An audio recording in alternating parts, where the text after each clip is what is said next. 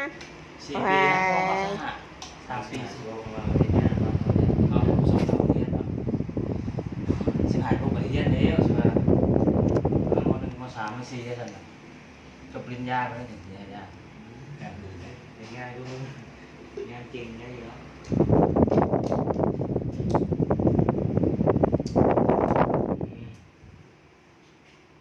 เอามาเถอะ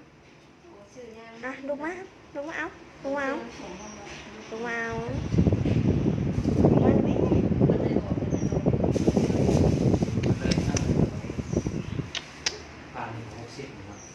ยืนเนาะยืนยืนยืนยืนยืน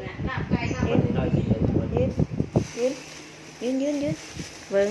ถ่ายรูปนี่ถ่ายวิดีโอนี่ยืน เรา20เอา20เลย เฮ้ย แล้วเขาจะไปเดินทาง